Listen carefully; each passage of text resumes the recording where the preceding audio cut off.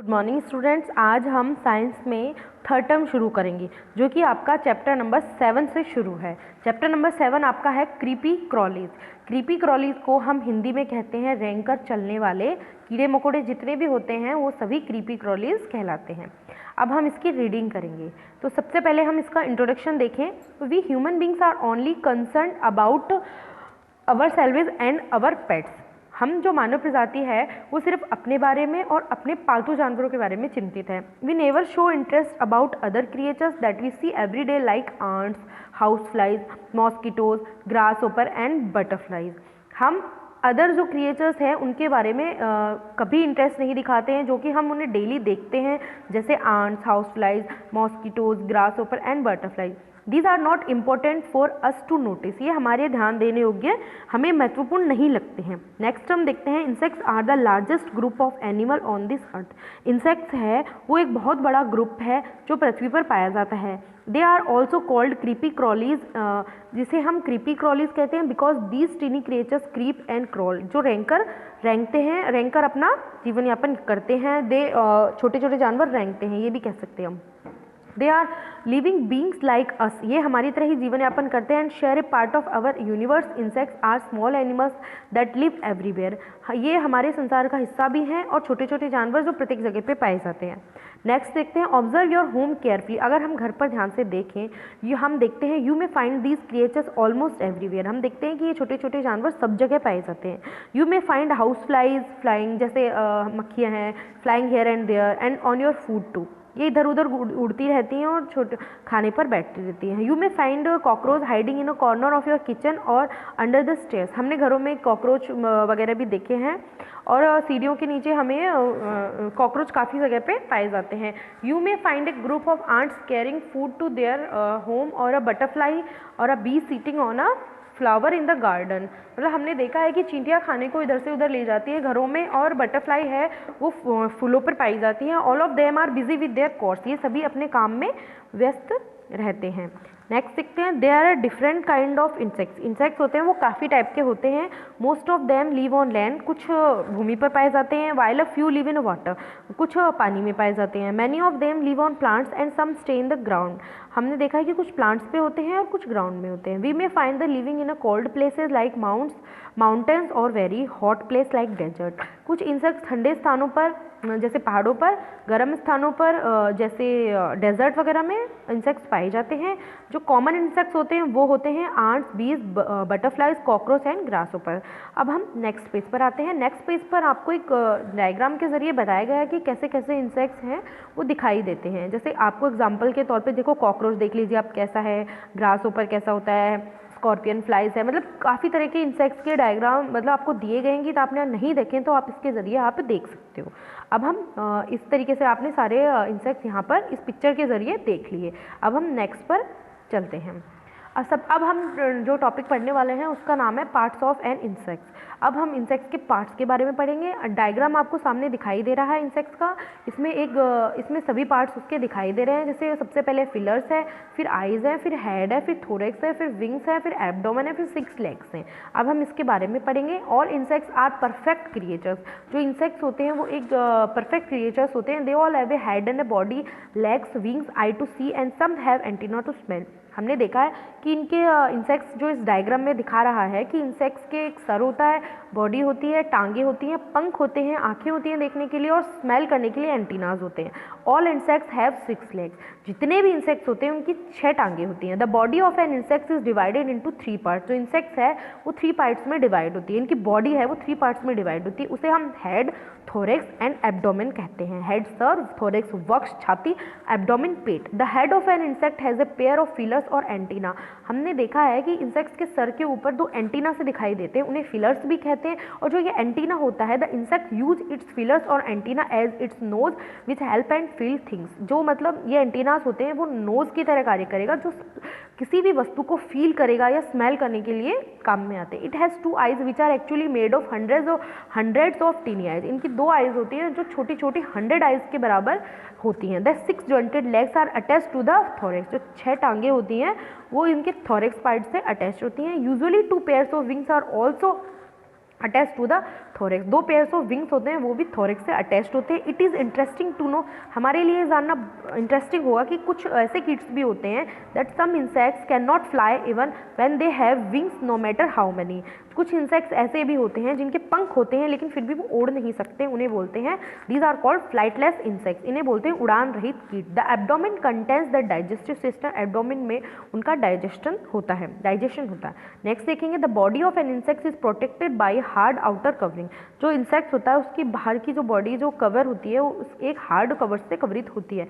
This hard covering is called exoskeleton, इसे हम बाह्य कंकाल बोलते हैं। As the insect grow it breaks out of this outer skeleton, थोड़े जब इंसेक्ट ग्रो करता है स्केलेटन है वो ब्रेक होता है। It gets replaced with a larger one every time, ये टाइम के साथ चेंज या रिप्लेस होता है। The replacing of the exoskeleton is called molting, जो एक्सोस्केलेटन की रिप्लेसिंग होती है उसे हम निर्मोचन क्रिया बोलते हैं, मोल्टिंग बोलते हैं। इंसेक्ट्स में shade there exoskeleton 4 to 40 time in their life time. हमने देखा है कि एक्सोस्केलेटन है कि हम जानने के लिए हमारे बहुत इंपॉर्टेंट है कि एक इंसेक्ट पूरे अपनी लाइफ में 4 से 40 बार अपना एक्सोस्केलेटन है वो चेंज कर सकता है या इंप्रूव कर सकता है या चेंज हो सकता है या वृद्धि हो सकती है। But once they become adult they stop growing and molting, जब वो पूरी तरह से एडल्ट हो जाते हैं फिर उनकी ना तो ग्रोथ होती है ना उनकी मोल्टिंग क्रिया होती है। नेक्स्ट हम टॉपिक देखते हैं, हाउ डू इंसेक्ट्स ब्रीथ।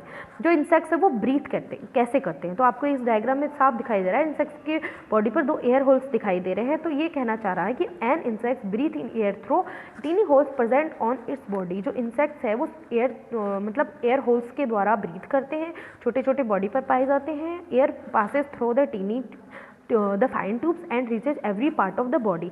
जो एयर होल्स हैं उनके द्वारा जो हवा आती है वो फाइन ट्यूब्स के द्वारा बॉडी के पूरे पार्ट्स में डिवाइड हो जाती है, पूरे पार्ट्स में पहुंच जाती है। इस तरीके से इंसेक्ट्स ब्रीथ करते हैं। अब हम पढ़ेंगे फूड फॉर इंसेक्ट्स।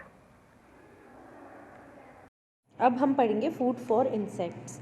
अब तक हमने इंसेक्ट्स ब्रीथ कैसे करते हैं and parts of an insects के बारे में पढ़ा। अब हम पढ़ेंगे फूड फॉर इंसेक्ट्स, यानी कि इंसेक्ट्स के लिए जो भोजन होता है वो कैसा होता है और किस तरीके का होता है। Just like other living beings insect also need food and Shelar. जिस तरीके से अन्य जैविकों को खाने की और रहने के लिए नीड होती है, उसी तरीके से इंसेक्ट्स को भी इन चीज़ों की नीड होती है। They need food to live and grow, जीवन के लिए, जीने के लिए और वृद्धि के लिए। बटरफ्लाइज एंड बीज suck the sweet juice called nectar from the flowers. Butterflies और जो मधुमक्खियाँ होती हैं वो जो फूलों के रस को चूसती हैं वो उनका फूड होता है। मतलब बटरफ्लाइज एंड बीज शक the sweet juice called nectar from the flowers. Flowers से जो वो रस चूसती हैं उसे नेक्टर कहते हैं।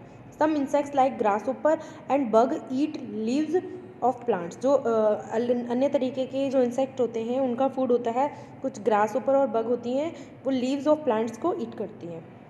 नेक्स्ट है some insects like termites eat roots of plants. कुछ इंसेक्ट्स होते हैं जैसे टर्माइट्स यानी कि दीमक वगैरह होती हैं वो प्लांट्स की रूट को खाती हैं। By eating the roots the plant dies, या फिर कुछ इंसेक्ट्स जो मरे हुए प्लांट्स होते हैं या फिर उनको खाते हैं। Termites even kill big trees and feed on their food. जो दीमक होती है वो पेड़ों को एक तरीके से मार देती है और उनकी लकड़ियों को खा जाती है। नेक्स्ट पेज पर हम आते हैं। Some insects like mosquitoes feed on our blood each time as they sting us। मतलब ये कहना चाह रहा है कि सम इंसेक्ट लाइक मॉस्किटो, जो मच्छर होते हैं वो हमारे ब्लड को चूसते हैं। दे स्टिंग अस, मतलब उसमें एक निडल तरीके के इनके ये होते हैं, से चूसते हैं हमारे ब्लड को। They even feed on the blood of animals, यानी कि ये हमारे रस को फूड की तरह ग्रहण करते हैं। Some insects feed on sheets, और कुछ इंसेक्ट जैसे इस डायग्राम में आपको दिखाई दे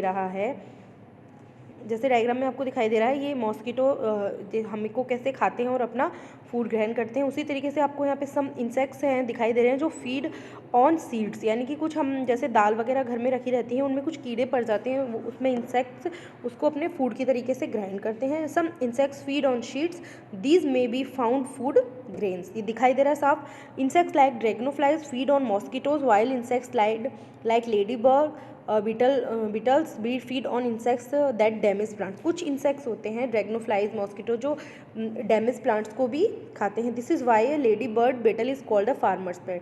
मतलब ये कहना चाह रहा है कि जो लेडी बर्ड होती है, लेडी बर्ड को फार्मर्स फ्रेंड इसलिए कहा जाता है क्योंकि वह छोटे छोटे कीड़ों को, छोटे छोटे मच्छरों को, उनको सबको खा जाती है। क्योंकि वो जो छोटे छोटे कीड़े मकोड़े होते हैं वो उनके प्लांट्स को डैमेज करते हैं, तो इसलिए उनको ये लेडी बर्ड बेटल खा जाती है, इसलिए इसे फार्मर्स फ्रेंड कहते हैं। नेक्स्ट है cockroaches and house flies eat almost all kinds thing including. Cockroach और हाउस फ्लाइज हैं वो मिट्टी में जो ये छोटे छोटे कीड़े मकोड़े होते हैं उनको सबको खाती हैं। अब हम पढ़ेंगे नेक्स्ट टॉपिक है ऑल इंसेक्ट ले एग्स। सारे जो इंसेक्ट होते हैं वो अंडे देते हैं। नेक्स्ट हम पढ़ते हैं just like birds and snakes all kind of insect lay eggs from which new insects are obtained. जिस तरीके से पक्षी या सांप या अन्य तरीके के कितने भी जानवर होते हैं उसी तरीके से इंसेक्ट्स हैं वो अंडे देते हैं। Some insects like butterfly lay eggs on leaves of a plant. कुछ इंसेक्ट्स होती हैं वो पत्तियों पर अपने अंडे देती हैं। While some insect like mosquitoes lay their egg in water. यानी कि कुछ इंसेक्ट्स पत्तियों पर अपने अंडे देते हैं, जैसे इसमें दिखाई दे रहा है इधर, और कुछ वाटर में अंडे, मतलब पानी में अपने मॉस्किटोज वगैरह हैं पानी में अंडे देते हैं। अब हम पढ़ेंगे life cycle of a butterfly. Butterfly का जो लाइफ साइकिल या बटरफ्लाई का जीवन चक्र हम यहाँ पे अध्ययन करेंगे। In order to grow into an adult, जिस तरीके से एक एडल्ट वृद्धि करता है, a butterfly goes in order to grow into an adult, a butterfly goes through 4 stages। मतलब ये कहना चाह रहा है कि जो बटरफ्लाई है वो अपनी पूरी जब ग्रो करता है तो वो 4 स्टेजेस से गुजरता है। एक eggs, second larva, third pupa and fourth adult. Each stage has a different purpose. For example, हर स्टेज में उसका एक अलग उद्देश्य होता है। जैसे larva needs to eat a lot of leaves to grow, यानी कि जो लार्वा स्टेज होती है उसमें ग्रो करने के लिए उसे बहुत सारी पत्तियों की नीड होती है। The life cycle of a butterfly begins with an egg. जो लाइफ साइकिल होता है बटरफ्लाई का वो एग से शुरू होता है। The female butterfly Lay's eggs in cluster on the upper part of leave. जो फीमेल बटरफ्लाई होती है वो अंडों को गुच्छों के रूप में पत्ती के ऊपरी भाग पर अंडों को देती है, मतलब गुच्छों में, क्लस्टर्स में वो पत्ती के ऊपरी भाग पर अपने अंडे देती है। नेक्स्ट पेज पर आते हैं। नेक्स्ट पेज पर है व्हेन द एग फाइनली हैचेज। यानी कि हैचेज का मतलब होता है अंडे का निकलना। अंडे से मतलब अंडे में से किसी भी इंसेक्ट्स का बाहर आना, या egg finally hatches. Larva is obtained that looks like a worm. When the egg finally hatches, जब एग है उसमें से कुछ अंडे से निकलता है, हैच होता है अंडा, तो उसमें से एक लार्वा ऑब्टेन्ड होती है जो एक कीड़े की तरह दिखाई देती है। वॉर्म यानी कीड़े की तरह, जो आपको यहाँ पे दिखाई दे रहा है, कीड़ा सा दिख रहा है, इसको वॉर्म कह सकते हैं। The larva of a butterfly is called the caterpillar. और जो लार्वा होती है बटरफ्लाई की उसे कैटरपिलर कहा जाता है। It eats a lot of leaves and grows rapidly. ये पत्तियों को खाती है और तेजी से वृद्धि करती है। This stage of a butterfly is eating stage.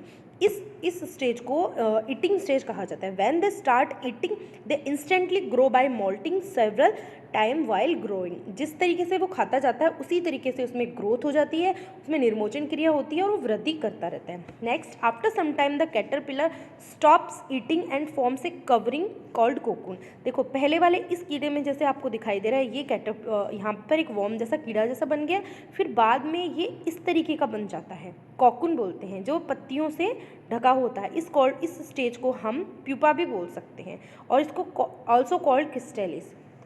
This is the resting stage of butterfly. ये एक आरामदेह स्टेज होती है बटरफ्लाई की। Inside the chrysalis the caterpillar slowly changes its shape. धीरे धीरे उसकी शेप चेंज होती रहती है। After a while the pupa burst, बाद में ये प्यूपा फूटता है और एक ब्यूटीफुल बटरफ्लाई, एडल्ट बटरफ्लाई बाहर आता है। ये इसका लाइफ साइकिल होता है। सबसे पहले इसे और अच्छे से समझने के लिए आप इस डायग्राम को देखेंगे। इसमें आपको एक एग दिखाई दे रहा है, एग से कैटरपिलर बना, कैटरपिलर से क्रिस्टैलिस या कोकून बना, या फिर प्यूपा बोल सकते हैं, फिर बाद में एक एडल्ट बटरफ्लाई बना। Egg, caterpillar, chrysalis and adult butterfly. इस तरीके से पूरी life cycle of a butterfly चलती है। इससे मैंने आपको बताया कि life cycle of a butterfly कैसे होती है। नेक्स्ट टॉपिक है सोशल इंसेक्ट्स, जो कि इस चैप्टर का लास्ट टॉपिक है। Some insects are social. कुछ इंसेक्ट्स होते हैं वो सामाजिक होते हैं। They are called social insects. इन्हें हम सामाजिक कीड़े बोलते हैं। They communicate with each other, इनका आपस में बहुत अच्छा कम्युनिकेशन होता है। They help one other and live together in a organised group, ये एक दूसरे के साथ रहते हैं, एक ग्रुप में रहते हैं। जैसे ants, honey bees and termites are good example of social insects. जिस तरीके से चींटियाँ हैं, मधुमक्खियाँ हैं, दीमक हैं, वो एक बहुत बड़ा अच्छा एग्जाम्पल है सामाजिक कीड़ों का, जो एक ग्रुप में रहकर अपना फूड ग्रहण करते हैं ग्रुप में ही। जैसे आपने देखा है मधुमक्खी के छत्ते में कितने सारे बीज होते हैं, उसी तरीके से चींटियाँ भी हमेशा ग्रुप्स में रहती हैं और अपने एक दूसरे की हेल्प करते हुए रहती हैं। इस तरीके से मैंने आपको इस चैप्टर में क्रीपी क्रॉलीज के बारे में बताया, जिसमें मैंने आपको पूरा पार्ट्स ऑफ इंसेक्ट्स बताए, फिर मैंने आपको हाउ डू इंसेक्ट ब्रीथ बताया, फिर फूड फॉर इंसेक्ट्स पढ़ा हमने, फिर all insect lay eggs, life cycle of a butterfly और सोशल इंसेक्ट्स। इसमें life cycle of a butterfly इस डायग्राम के जरिए आपको समझ में आ गया होगा। I hope you understand. Thank you. ये वापस चालू हो गई।